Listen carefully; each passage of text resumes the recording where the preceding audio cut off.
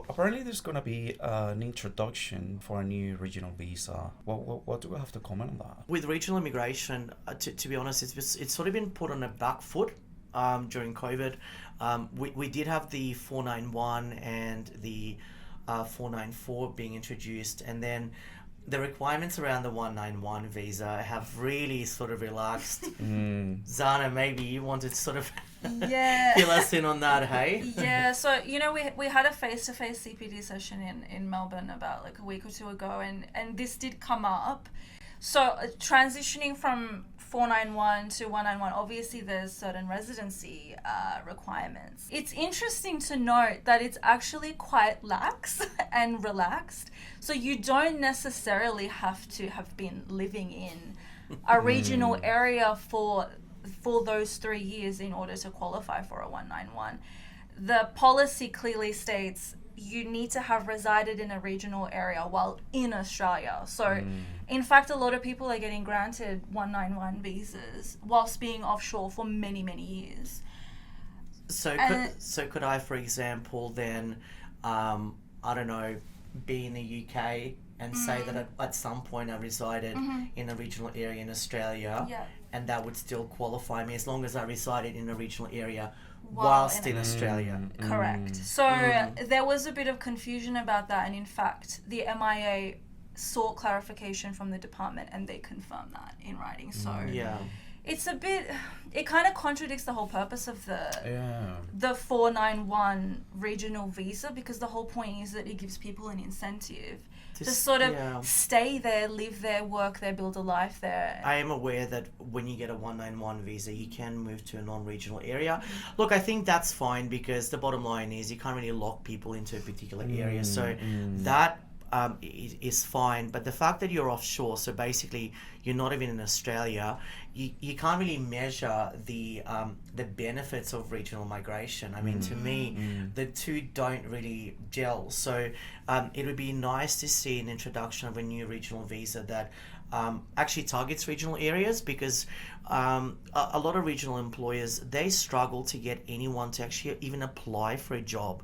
So it's not even about filling in the skills shortage, but getting an actual applicant to apply for a job.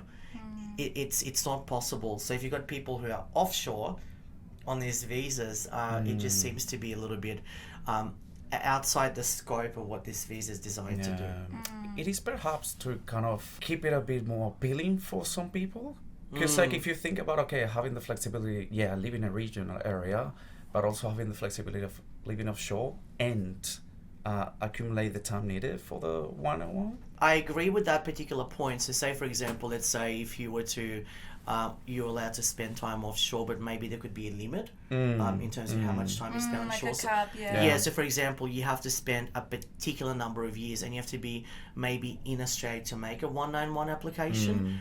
That would make a little bit more sense. But the fact that there's basically no limit, as we said before, as long as whilst you are in Australia, you reside in a regional area, that then allows you to go offshore and basically just use it as a travel facility, more like a bridging visa to come back into Australia. So it really, when you read the legislative instrument about what is a 191 visa does, it doesn't at all reflect what it actually does. Yeah, I think that lack of having that specified period, it just it's a huge pro for clients, because 191, it's not employer sponsored like a 186. So even though you transition after 3 years instead of 2, it's like an extra year. But if you can travel and you don't have to be stuck in that one area for 3 years, there's a lot of incentive there, and I can see why a lot of people actually prefer sort of relocating to a regional area for that. So I think the government has sort of perhaps identified that that's a gap, and I know that there's a lot of employers that do talk about lack of skills that are available in regional areas. So hopefully this new regional visa, we don't have a lot of information on the new regional visa, so hopefully we'll address some of the gaps. It's good to have flexibility, I agree, but there needs to be parameters. If you're going to make it a regional visa, it needs to tie back to the regional concept one way or another. Well, that maybe one of the things that the department will, tackle and regulate a bit more. Put a condition to it. Yeah. Must live in a regional area for 2 years. Yeah. We'll wait and see how we go.